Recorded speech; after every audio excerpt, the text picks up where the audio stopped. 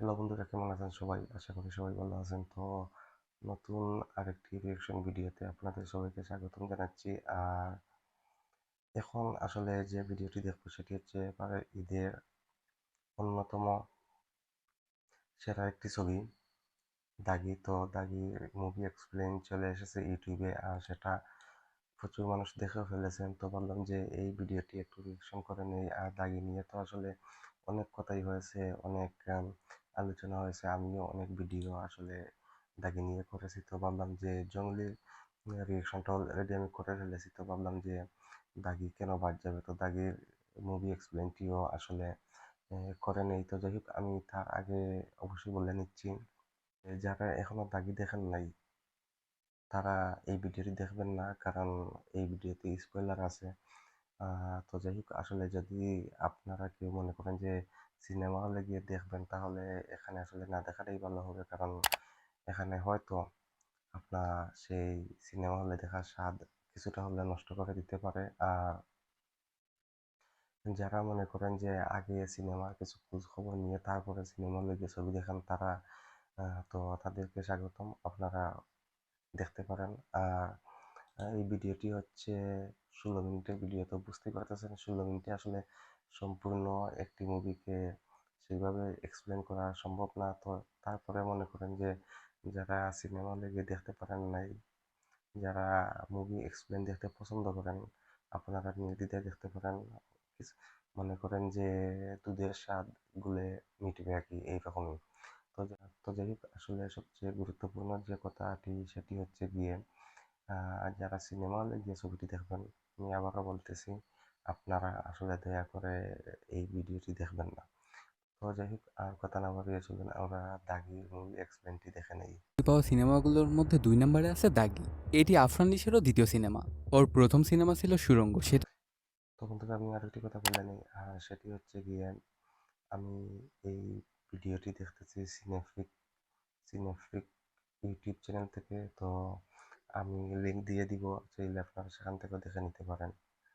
তো যাই হোক, মনে করেন যে এটি একটি ঘোষণা ছিল, তো আমার ঘোষণাটি শেষ হয়েছে। তো চলুন আমরা আসলে ভিডিও দেখা আবার শুরু করি। বাজিমাত করেই দিয়েছে। এবার নিশো চলে এসেছে দাগি নিয়ে। ঠিক সুড়ঙ্গের মতো এই দাগি অসাধারণ একটি সিনেমা হতে চলেছে। দর্শকরা খুব পছন্দ করছে দাগির গল্পকে। তো এই জন্য আজকে আমিও দাগি নিয়ে চলেই আসলাম। এখন পর্যন্ত দাগি কোনোরকম কোনো অনলাইন প্ল্যাটফর্মেই আসেনি। এই জন্য বাধ্য হয়ে অনেকজনের রিকোয়েস্ট থেকে ট্রেইলার দিয়েই আমাকে এই সিনেমার এক্সপ্লেনটি করতে হচ্ছে। দাগির এক্সপ্লেনটি দেখলে আপনি মোটামুটি কাহিনী বুঝতে পারবেন। কিন্তু যেহেতু ট্রেইলার দিয়ে সিনেমাটি এক্সপ্লেন করছি, এর জন্য কথার সাথে ভিডিওর মিল সবসময় নাও থাকতে পারে। এর জন্য আমি আগেই ক্ষমা চেয়ে নিচ্ছি। এইটা আর কি? যদি গল্পটা ভালো লাগে তবে অবশ্যই সিনেমা হলে গিয়ে সিনেমাটি পুরোপুরি দেখবেন। অবশ্যই, কারণ এই অবশ্যই। 15-20 মিনিটে কোনোভাবে একটা সিনেমা সম্পূর্ণভাবে বোঝানো সম্ভব হয়ে ওঠে না। তো আর কথা না বাড়িয়ে আর কোনো স্পয়লার না দিয়ে চলো তাহলে গল্পের গভীরে ঢুকে পড়া যাক। সিনেমার শুরুতেই দেখা যায় একটা দাগি আসামি জেল থেকে ছাড়া পায়। ওর নাম নিশান। আচ্ছা। সে গত 14 বছর ধরে জেলে ছিল। নিশান কোন অপরাধের কারণে জেলে গিয়েছিল এটা একটু সামনের দিকে গিয়ে জানা যাবে। নিশান আচ্ছা। যখন জেল থেকে ছাড়া পেয়ে বাড়ি যাচ্ছিল তখন ওর পূর্বের কিছু কাহিনী মনে পড়ে যায়। এটাতে নিশান অনেক ভয় পেয়ে যায়। তারপরে অনেক কষ্ট করে বাড়িতে চলে আসে নিশান। ওকে দেখেই বাবা মতো অবাক হয়ে যায়, কারণ ওর তো এখনই ছাড়া পাওয়ার কথা নয়। তখন আবারও নিশানের পূর্বের কিছু স্মৃতি মনে পড়ে যায়। দেখা যায় 2008 সালের ইন্ডিয়া। বলতে সেখান থেকে হেভি কিছু টুইস্ট একটা আছে। বাংলাদেশে নিয়ে আসতো নিশান। তারপর যখন ইন্ডিয়া থেকে বাড়িতে আসে তখন ওর গার্লফ্রেন্ড অনেক রাগ করে, কারণ গত 10 দিন ধরে নিশানের সাথে দেখা নেই ওর গার্লফ্রেন্ডের। ওর নাম জেরিন। তারপরেও নিশান অনেক বুঝিয়ে সুঝিয়ে মানিয়ে নেয় জেরিনকে। এভাবেই ওদের ভালোবাসা আগাতে থাকে। কিন্তু আচ্ছা। হঠাৎই একসময় প্রেম করতে গিয়ে বাড়িতে ধরা খায় ওরা। তখন জেরিন কি নিশানকে আমার বিয়ে করতে বলে। এক্সপেকটেশন। যদি তুমি আমাকে এখনই বিয়ে না করো তাহলে আমার বাড়ি থেকে কিন্তু আমাকে বিয়ে দিয়ে দিবে, আর তারপরে কিন্তু আমরা কখনো আর এক হতে পারবো না। দেখা যায় কয়েকদিন পরপরই ইন্ডিয়া যেত নিশান। এর জন্য জেরিন তাকে খুব একটা খুঁজেই পায় না। কয়েকদিন পরপরই উধাও হয়ে যেত নিশান। এদিকে দেখা যায় আচ্ছা। নিশান বাড়ির তেমন কোনো কাজ করানোর জন্য বাবার উপর অনেক রাগ করে। তখন নিশান জানায় ব্যবসা করবো আমি, এসব কাজটাজ আমাকে দিয়ে হবে না। এটা বলতে থাকলে হঠাৎই জেরিন নিশানের বাড়িতে চলে আসে আর জানায় আমার বাড়ি থেকে বিয়ে ঠিক করছে। নিশানকে একটা ডেটও জানায় এবং বলে যে এই ডেটে তুমি আমার বাবার সাথে গিয়ে দেখা করো, আর যদি সেটা না করতে পারো তাহলে আমাকে ভুলে যেও। জেরিনের বলা ডেট আসার আগে আবারও ইন্ডিয়া যায় নিশান, কিন্তু অনেকদিন তার কোনো খোঁজ পায় না জেরিন। এর জন্য তাকে খোঁজার জন্য নিশানের এক বন্ধুর কাছে যায় জেরিন। ওর নাম বাবু। তখন বাবু জানায় ব্যবসার একটা কাজে আগরতলা গেছে নিশান। এটা শুনে জেরিন যায় নিশানের বাবার কাছে ওকে খোঁজার জন্য। তখন বাবা জানায় নিশান বিয়ের মানুষ না, তো তুমি অন্য কাউকে বিয়ে করে নাও মা। না হলে ওর পেছনে পড়েই তোমার সারা জীবন এভাবেই নষ্ট হবে। এরপর কাহিনীটা আবার শিফট হয় ইন্ডিয়াতে। এখানে দেখা যায় ইন্ডিয়াতে নিশান মাদক চোরা কারবার করে। তো এবার চোরা কারবারি করতে গিয়ে বর্ডারে অল্পের জন্য বেঁচে যায় নিশান, কিন্তু তার সাথের একজন গুলি খায় আর তাকে হাসপাতালে ভর্তি করানো হয় এই জন্য। তারপর সেখান থেকে সব কাজ শেষ করে নিশান দেশে চলে আসে আর জেরিনকে খোঁজা শুরু করে দেয়। তারপর নিশান যায় তার বন্ধু বাবুর কাছে। তখন বাবু জানে যে জেরিনের বিয়ে ঠিক। এমন সুন্দর একটি গল্প আসলে উপভোগ করতে হলে অবশ্যই মানে সিনেমা হলে গিয়ে ছবিটি দেখতে হবে, না হলে আসলে এর যে টেস্ট আছে সেটি আসলে সম্পূর্ণ টেস্ট কখনোই পাওয়া যাবে না। ঠিক হয়ে গেছে। ও তোকে কত করে খুঁজলো কিন্তু কোথাও তোকে খুঁজে পায়নি। এর জন্য রাগ দারুণ করে একটি বিয়েতে গল্প। রাজি হয়ে গেছে জেরিন। এই কথা শোনা মাত্র 3 মিনিট শুনেই আসলে বোঝা যাচ্ছে যে এটি আসলে খুবই দারুণ একটি গল্পের ছবি আছে এখানে। এক দৌড় দিয়ে জেরিনের কাছে চলে আসে নিশান আর তাকে ইমোশনালি ব্ল্যাকমেল করতে থাকে। তখন জেরিনের হাজবেন্ড বলে, এই তাহলে তোমার নিশান? ও আসলেই মনে হয় তোমাকে সত্যিকারের ভালোবাসে। ওর নাম সোহাগ। তখন জেরিন জানায় এগুলো সব ইগো থেকে করছে নিশান, কালকেই সে এটা ভুলে যাবে। তারপর এইসব কথা শুনে সেখান থেকে চলে যেতে হয় নিশানকে। পরদিনই নিশান ফোন লাগায় সোহাগকে। তখন সোহাগ বলে, ভুল করে তোমাদের জীবনে আমি চলে এসেছি, তাই এটার একটা ব্যবস্থা করা উচিত। এরপর জেরিন সোহাগকে নিয়ে নিশানের কাছে আসে সবকিছু খোলাসা করে বলার জন্য। তখন নিশান কথা বলার জন্য 5 মিনিট চায় জেরিনের থেকে, কিন্তু জেরিন কোনোভাবেই তাকে এই সময়টা দিতে চায় না। তবে সোহাগ ওর সাথে কথা বলার অনুমতি দিয়ে দেয়। এখানে দেখা যায় নিশান আবারও জেরিনকে ইমোশনালি ব্ল্যাকমেল করে, এমনকি ওর পা ধরেও কান্নাকাটি করতে থাকে বিয়েটা ভেঙে দেওয়ার জন্য। কিন্তু কোনোভাবেই মানছিল না জেরিন। এর জন্য এক পর্যায়ে অনেক রাগান্বিত হয়ে জোর করে ওর সাথে খারাপ কাজ করে দেয় নিশান। ঠিক তখনই সেখানে সোহাগ চলে আসে এবং নিশানকে মারতে শুরু করে দেয়। এটাতে নিশান সোহাগকে ধাক্কা মেরে বসে, কিন্তু দুর্ঘটনাবশত সোহাগ ছাদ থেকে পড়ে গিয়ে মারা যায়। কি করবে নিশান কিছুই বুঝে উঠতে পারছিল না। আসলে ওর ও, কোনো ইন্টেনশন ছিল না সোহাগকে মারার, কারণ সে তো কোনো দোষ করেনি। ওর রাগ ছিল শুধু জেরিনের ওপর। এর পরপরই নিশানকে পুলিশ ধরে আনে। সোহাগের মা এবং জেরিন আদালতে নিশানের বিরুদ্ধে বক্তব্য দেয়। সবাই নিশানের ফাঁসি চায়, কারণ ওর মতো সাইকোর এই পৃথিবীতে বেঁচে থাকার কোনো অধিকার নেই। এমনকি এই ব্যাপারটা এলাকার লোকজন অনেক ক্ষিপ্ত হয়ে যায় আর নিশানদের বাড়িঘরও পুড়িয়ে দেয়। এলাকার মানুষজন যখন ওদের বাড়িতে আগুন এই দিয়েছিল তখন দৃশ্যটি কি জায়গা নিশানের ছিল? দাদি দুর্ঘটনাবশত মারা যায় সেই আগুনে পুড়ে। আসলে অবশ্যই ঠিক এই এই কারণেই এক্সিডেন্টটি নিশান আসলে 14 বছর টিজার ধরে থেকেই জেল আসলে খেটেছিল। ছবিগুলো জেল থেকে দেওয়া ছাড়া হয়েছে। পাওয়ার পরে নিশান তার বন্ধু বাবুর কাছে আসে। আর জেলখানায় সে কিভাবে বদলে গিয়েছে এই ব্যাপারগুলো সে বাবুকে জানায়। আর এই 14 বছর আমি জেলে থেকে থেকে শুধু একটাই দোয়া করেছি, সবাই যেন আমাকে মাফ করে দেয়। আর এই দুর্ঘটনার আগে যেমন ছিল সবকিছু যেন ঠিক তেমনই হয়ে যায়। এরপরে নিশান বাবু থেকে জেরিনের খোঁজ নেয়। নিশান জেল খেটে বাড়ি আসলে তখন কমিশনারটা ফোন দেয় নিশানের বাবাকে আর জানায় যে নিশানকে এলাকা ছেড়ে চমৎকার! যেতে হবে। ওর মতো কুলাঙ্গারের এই এলাকায় কোনো জায়গা নেই, আর যদি খুবই তুমি শক্ত জায়গা একটি দাও তাহলে গল্প তোমারও আসলে খবর বোঝা আছে। যাচ্ছে। তারপর নিশান যখন বাড়িতে আসে তখন বাবা ওকে বলে যে তুই নিজে নিজে প্রতিষ্ঠিত হ, এই এলাকায় তোর আর থাকার কোনো প্রয়োজন নেই। পরদিন সকালবেলাতে আর নিশান সেখানে সরাসরি চলে নিষেধ আসে আরও সোহাগের অভিনয় মায়ের কাছে করেছেন। ক্ষমা চাওয়ার জন্য, কিন্তু সাহস জোগাতে পারে না। সেখান থেকে চলে আসে বোনের শ্বশুর বাড়ি। সেখানে আসার পরে বোনের হাজবেন্ড তোকে আচ্ছাহারে এটা ওটা বলতে থাকে, তোর মতো শয়তান কেন আমার বাড়িতে পা দিয়েছিস, তুই এক্ষুনি এখান থেকে চলে যা। এমনকি নিশানদের বাড়িতে আসার জন্য ওর বোনকে অনেক করে সাজাতে থাকে ওর জামাই। এটা দেখে সেখান থেকে দ্রুত চলে যায় নিশান। তার পরপরই দেখা যায় নিশানের বাবা নিশানের জন্য একটা পাত্রী ঠিক করে, কিন্তু মেয়েটার একটা সমস্যা আছে, মেয়েটা কথা বলতে পারে না। মেয়েটার নাম ছিল লিখন। তখন নিশান গিয়ে লিখনের সামনে বলে, আমি কিন্তু মার্ডার কেসের আসামি, 14 বছর জেল খেটে তারপর আমি বাইরে এসেছি, তাই প্লিজ তুমি এমন ভুল করো না। কিন্তু মেয়েটার কেন জানি ভালো লেগে যায় নিশানকে। তার পরপরই দেখা যায় নিশান একটা সুপার শপে একটা কাজও পেয়ে যায়। আর ওই মেয়েটা প্রায় প্রত্যেক দিন আসতো নিশানের সাথে দেখা করার জন্য।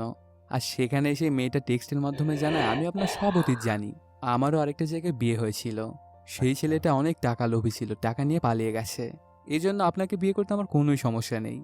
এরপর থেকে নিশানেরও ওর ওপর একটু একটু মন লাগতে থাকে। ওরা দুজনে একসাথে ঘোরাঘুরিও করতে থাকে। কিছুদিন এভাবেই কেটে যায়। হঠাৎ একদিন নিশানের বস তাকে ফোন করে। আসলে নিশান আগে যার সাথে চোরাকারবারি করত, সে ফোন দিয়ে নিশানকে বলে যে সমস্যা নেই, তুমি আবার কাজে ফিরে আসো। তখন নিশান জানে আমি এভাবেই ভালো আছি, আমি আর ওইসব খারাপ কাজ করব না। সেখান থেকে ওনার সাথে কথা বলা শেষ করে সুপার শপে এসে পৌঁছে নিশান। এখানে আসতে একটা শক খেয়ে যায় সে, ওর চাকরিটাও চলে গেছে, কারণ নিশানের জেল থেকে ছাড়া পাওয়ার ভিডিওটা ভাইরাল হয়ে গেছে। এজন্য দোকানদারকে কোনোভাবেই চাকরিতে রাখতে চায় না। আসলে এই ভিডিওটা করেছিল সোহাগের মা। তারপর পরই সেই মেয়েটা আসে নিশানের কাছে, কিন্তু ওর সাথে অনেক খারাপ ব্যবহার করে ওকে সেখান থেকে তাড়িয়ে দেয় নিশান। আর সেখান থেকে সোজা চলে আসে সোহাগের মায়ের কাছে। সোহাগের মা অনেক রাগ দেখায় নিশানের ওপর, এমনকি তাকে মারতেও আসে। আর এই ব্যাপারগুলোতে আশেপাশে থাকার লোকজন তাকে বাহিরে নিয়ে আসে। নিশানের সাথে এই ব্যাপারগুলো ঘটে যাওয়াতে সে অনেক কান্না করতে থাকে। তারপর সেখান থেকে সোজা নিশান চলে আসে তার বোনের বাড়িতে। কিন্তু সেখানে এসেই আবারও আরেকটা শক খেয়ে যায় নিশান।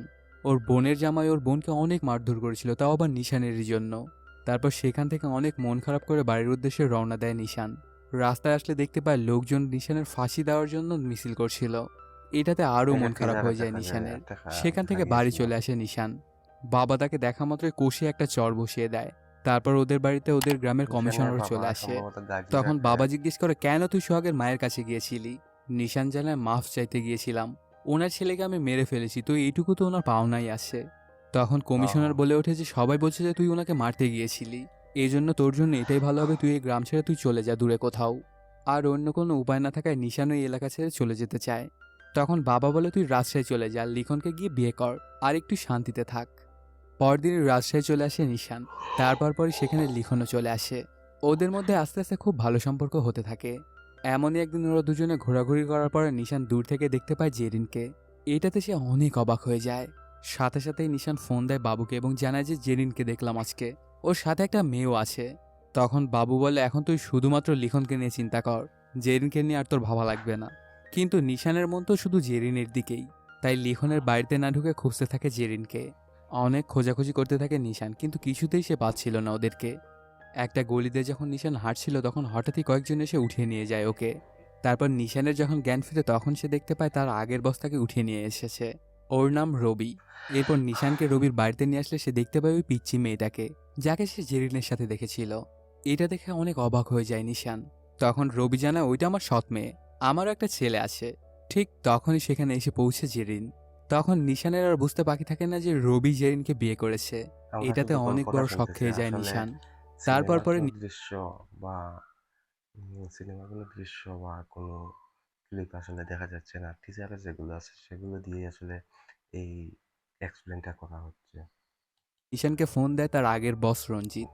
তখন সে বলে, রবি আমাদের সাথে বিশ্বাসঘাতকতা করেছে, এমনকি তোর সাথেও বিশ্বাসঘাতকতা করেছে, তোর জেরিনকে বিয়ে করে নিয়েছে। তো এখন থেকে শুধু তুই আমার হয়ে কাজ করবি, আর তোর যা যা লাগে আমি সবকিছু দিব তোকে। তোর মূল কাজ হবে রবির সাথে থেকে তুই সবকিছু আমাকে জানাবি। এই রবি বাড়িতে কেমন যেহেতু ছেলে? জেরিন আছে এই জন্য রবির জন্য কাজ করার জন্য রাজি হয়ে যায় নিশান। প্রায় প্রত্যেক দিনই সে লিখনের সাথে দেখা করত, আর ওর সাথে দেখা করে তারপরে চলে আসতো রবির বাড়িতে। এমন দেখতে দেখতে হঠাৎ একদিন জেরিন বলে ওঠে যে, তুমি এখান থেকে চলে যাও, তুমি এখানে কেন এসেছো, কোন মতলব নিয়ে? তখন নিশান বলে, ওইটা কি আমার মেয়ে? ওই ছোট মেয়েটার নাম ছিল কৌশলী। এর সাথে সাথে নিশান আরো অনেক প্রশ্ন করতে থাকে জেরিনকে, কিন্তু ওর কোনো প্রশ্নেরই উত্তর দেয় না জেরিন, আর এড়িয়ে যায়। আর জানায় এটা সোহাগের মেয়ে, আর সোহাগকে তুমি মেরে ফেলেছো। তুমি এখানে আরেকটু সময় থাকলে কিন্তু আমাদের মেয়েকেও সবকিছু বলে দিব আমি। তো তোমার জন্য এটাই ভালো হবে যে তুমি এখান থেকে চলে যাও।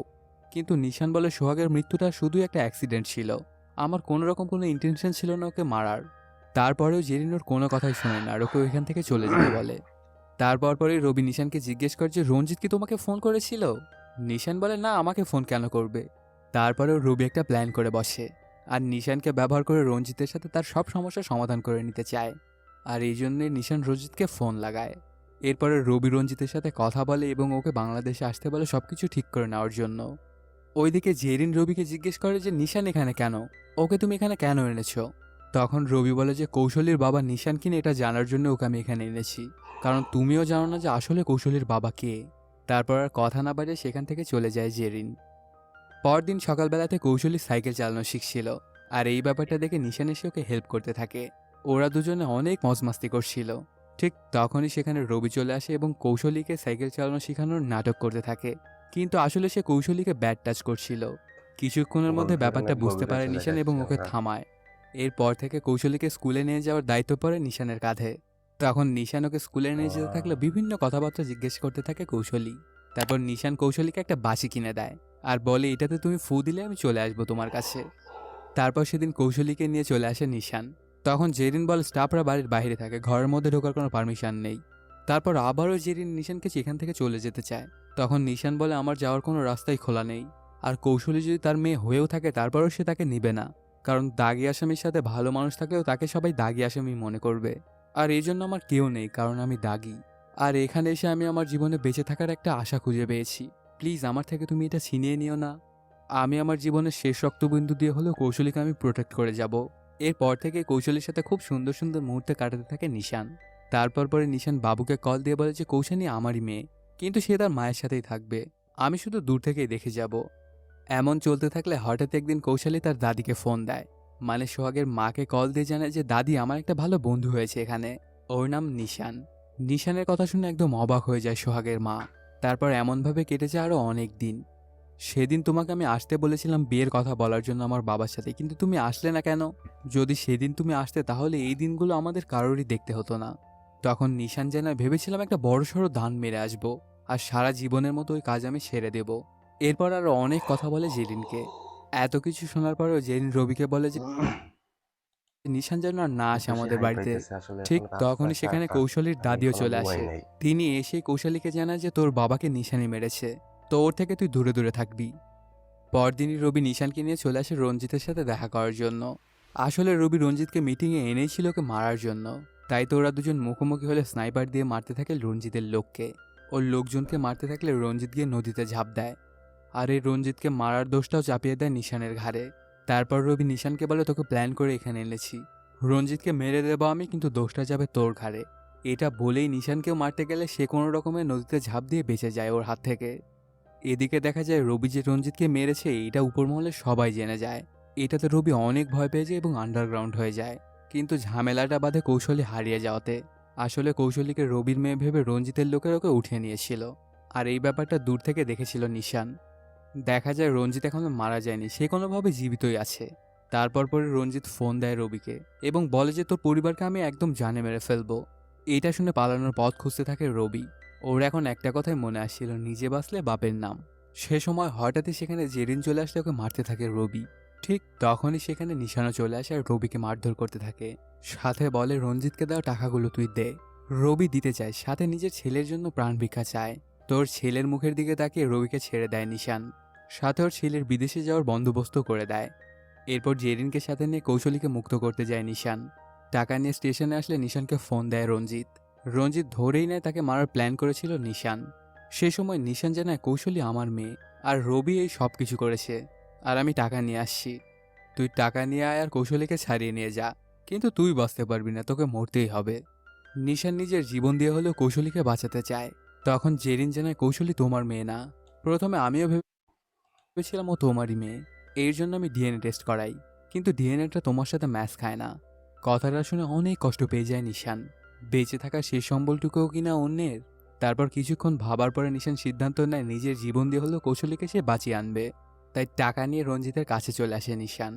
এরপর রঞ্জিত কৌশলীকে গুলি করতে গেলে পিস্তলটা কৌশলী সরিয়ে ফেলে। তো এটাতে সবার সাথে লড়তে শুরু করে দেয় নিশান। কিন্তু এতগুলো মানুষের সাথে কোনোভাবেই পেরে উঠছিল না নিশান। মার খেতে খেতে একদম ধরাশায়ী হয়ে পড়ে নিশান।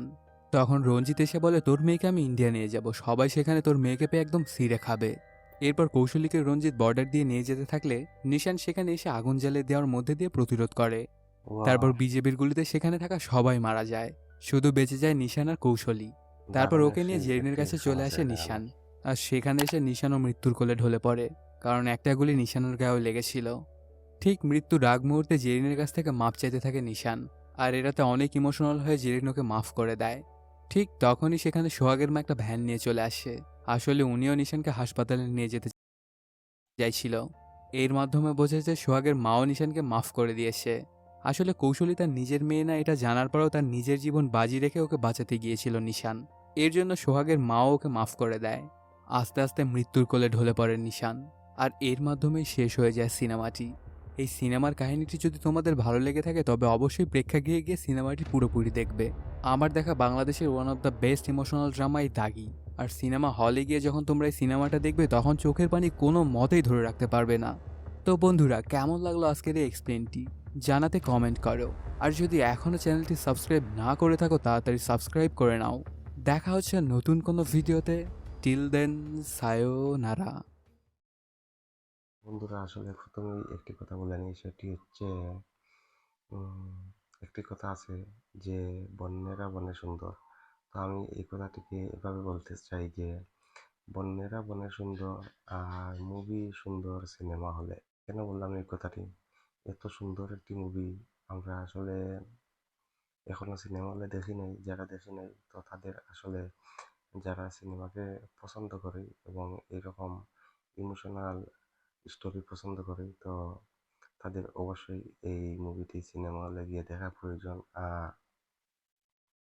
আসলে 2 থেকে 2.5 ঘন্টার একটি মুভি 16 মিনিটে আসলে কোনোভাবেই এর গল্প শুনে আসলে সম্পূর্ণ মুভিকে অনুভব করা প্রায় অসম্ভব। তো যাই হোক, তারপরে ওই যে আগে বলেছিলাম যে দুধের স্বাদ গুলে মেটানো, তো এটাই। তবে এক্সপ্লেইন অনেক সুন্দর হয়েছে। আর আসলে একটু বোরিং লেগেছে এই জন্য যে এক্সপ্লেইনে আসলে মুভির তেমন কোনো ক্লিপ দেখা যায় নাই। যেটি দেখেছি সেটি হচ্ছে ওই যে টিজারে যেগুলো দেওয়া হয়েছিল। তো সেই সব ক্লিপ দিয়ে আসলে উনি তার এই ভিডিওটি শেষ করেছেন, কারণ কপিরাইটের একটি বিষয় আছে। তাছাড়া এই সিনেমাটি মানে কোনো ক্লিপ হয়তো বের হয় নাই, যার কারণে তিনি দিতে পারেন নাই বা দেন নাই, অবৈধভাবে কোনো ক্লিপ ব্যবহার করেন নাই। এই জন্য অবশ্যই তাকে অসংখ্য ধন্যবাদ, তিনি অবৈধ কাজ করেন নাই। আর আসলে আমি ভাবতেছি যে এটি রিয়েকশন করা কি আমার ঠিক হয়েছে কিনা। তো আমার কাছে মনে হয় যে যারা আসলে সিনেমা দেখার আগে একটু গবেষণা করেন, গবেষক মানে খুব খুঁতখুঁতে, তো তাদের জন্য অবশ্যই এটি ভালো হবে যে তারা আগে কিছুটা জেনে তারপরে আসলে গিয়ে সিনেমা হলে ছবিটি দেখবেন। তো যাই হোক, আশা করি যে আমি যে ভিডিওটি রিয়েকশন করেছি তো সেটি অবশ্যই আপনাদের কাছে ভালো লেগেছে এবং আমারও ভালো লেগেছে। দাগি নিয়ে আমরা অনেক কথা বলেছি, এবারে ঈদের সিনেমা নিয়ে অনেক কথা বলেছি। তো যাই হোক, সবকিছু মিলিয়ে আমার কাছে ভালোই লেগেছে, যদি আসলে আসলে মাত্র কয়েকটি ফুটেজের উপরে সম্পূর্ণ ভিডিওটি দেখেছি, এই জন্য আমার কিছু বোরিং লেগেছে। আর তাছাড়া দেখতে পাচ্ছেন যে আমি বেশ কয়েকবার মানে হাই তুলেছি। তো এটা আসলে এখন রাত প্রায় 4টার কাছাকাছি, আর এই সময় আমি রিয়াকশন করতেছি। তো ঘুমের একটু ব্যাঘাত ঘটতেছে। সব কিছু মিলিয়ে আমি মনে করবো যে ভিডিওটি আপনাদের কাছে ভালোই লেগেছে। তো আশা করব যে যদি রিঅ্যাকশনটি ভালো লাগে তাহলে অবশ্যই লাইক করবেন এবং কমেন্ট করে জানিয়ে দিবেন। আর যারা এই ভিডিওটি যেটি আমি রিঅ্যাকশন করেছি সেটি দেখতে চান, তো আপনারাও মানে আমি লিঙ্ক দিয়ে দিব ডেসক্রিপশন বক্সে, সেখান থেকে দেখে নিতে পারেন। আর আশা করব যে আমার চ্যানেলটি যারা রিঅ্যাকশন ভিডিও দেখতে পছন্দ করেন তারা আমার চ্যানেলটি সাবস্ক্রাইব করে রেখে দিবেন। তো যাই হোক, এই ভিডিওটি এখান পর্যন্তই, দেখা হবে পরবর্তীতে অন্য কোনো রিঅ্যাকশন ভিডিওতে। সেই পর্যন্ত আপনারা সবাই ভালো থাকুন। আল্লাহ হাফিজ।